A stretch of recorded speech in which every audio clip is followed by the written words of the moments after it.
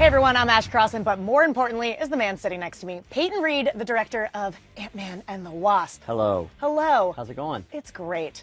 What a fantastic movie. Thank you. I have so many great things to say about it. But what I love about you is you're very good at portraying women on screen. And watching Ant-Man and the Wasp was not the first time in Marvel, but like one of the, I think, rare times where I'm watching a woman on screen that doesn't feel like shoehorned into the movie. Was that like a specific conversations you had with the, Hannah and Evangeline, or do you feel like there's someone in your life that really lends to like how you? I think it just, for Ant-Man and the Wasp, it made sense. Yeah. Particularly with what we had set up in the first movie, where Evangeline's character, Hope, is clearly the better qualified in the first movie to deal with Hank Pym's situation, but she's not allowed to by her father because I think, he's being overly protective. He doesn't want her to meet the same fate that Janet met. So when it came time to do this, it just seemed like the thing, well, this is going to be Ant-Man and the Wasp. It's not going to be Ant-Man 2, it's Ant-Man and the Wasp, because in the comics, when I used to read, like, that was the thing, the sort of Hank Janet era, they were a partnership.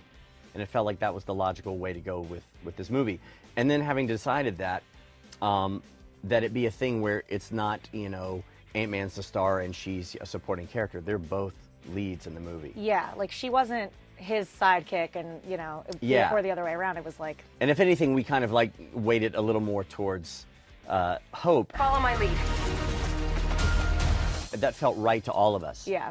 And I think it's something where I wanted to work really closely with Evangeline from story through script on about dimensionalizing this character as much as we could. And it went from little tiny things like Evangeline was very specific about, if I have a fight scene, I don't want to come out with like perfect hair and nails. I want to sweat. Right. I want to have my hair in a very practical ponytail so that helmet comes on and off, and I want it to feel as real as we can in this context. And we talked a lot, not only about how she fought and moved, but just her whole attitude about being a hero, which is very different than Scott Lang. Hold on. You gave her wings and blasters. Was there ever like a conversation about just calling it the Wasp? Because I think a lot of people tweeted that instantly after after seeing the movie.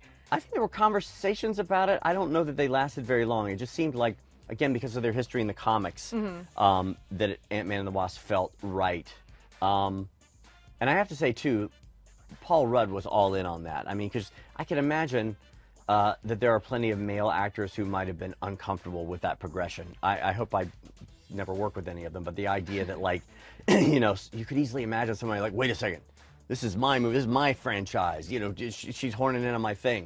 And Rudd's the opposite of that. Rudd just got it, and that's, something we clearly seeded into the first movie.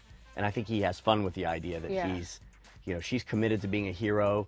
At the beginning of the movie, he's not Ant-Man. He's not even sure he wants to continue being Ant-Man because it's brought such complication to his life. But, that was something that he really loved. We had talked about this before, and it's like one of my favorite things is you said when Paul Rudd went and did Civil War, he's like, well, now I'm in a real Marvel movie. Yeah. And it almost felt like there was some parts with Evangeline's character that were your voice a little bit, of her being like, oh, did you have fun with that? Did you have fun over there? I hadn't thought about that, but maybe I did have her channel me.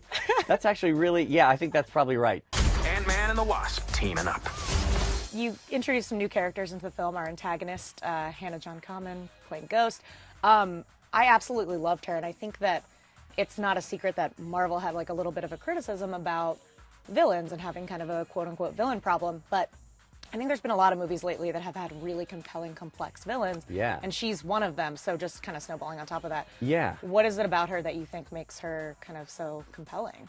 Well, I think it's a couple of things. When we set out to design just the structure and the story of this movie, we talked about kind of having this Elmore Leonard-esque vibe where there was a very simple goal that our heroes had and a lot of antagonists and complications along the way. And for us, that meant there wasn't this giant, towering, Thanos-like villain. But there was going to be a main antagonist, and it was Ghost. And we adapted that character who was a man in the comics, and it just felt right to create. We were free to reinvent her origin as much as we wanted to. And we all liked from the beginning that, she was a very formidable foe, but you could also really empathize with this character because she's a victim. And she's, this amazing power set that she has is as much an affliction as it is a benefit for her. When we found Hannah, Hannah read for the role, and she just had this first of all, she has this amazing look. She's the most striking looking person. She is, yeah. And there's mystery to her look, which I think really felt right for this character.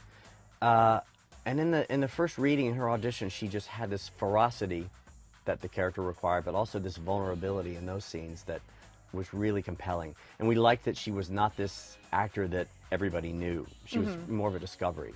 And I think that really, it fit in well with the Ant-Man world. You mention my wife again, and I'll show you ferocity. Michael Douglas recently gave an interview, but then, you know, he's kind of gone back and forth on this, but he supposedly said he wants to do a prequel Ant-Man. I read this, yeah. Yeah. We asked him about it, and then he was like, I don't know that I said that. But, is that something that interests you at all? Well, I think first of all, Michael was very intrigued from the first movie and this one with this whole de-aging process. It's, by the way, and it's like crazy brilliant. Like, I think sometimes, like in movies, I get a little distracted by that stuff. Of course. And in this one, with both the characters that happens, I'm like, oh my God. Well, you've seen the movie, and there are so many visual effects in the movie. I think there's over 1,800 visual effects shots. Yeah. And still, the most terrifying one is that de-aging effect, because I've stupidly chosen to do it on, you know, the most identifiable, well-known actors. I mean, Michael Douglas, Michelle Pfeiffer, and there's a bit with Lawrence Fishburne, too. Yeah. Everybody knows what they looked like 30 years ago. So when you're in there and doing the process, you get that weird uncanny valley thing. If it's slightly off, it's like, oh, it literally, like, moves the audience away from the movie.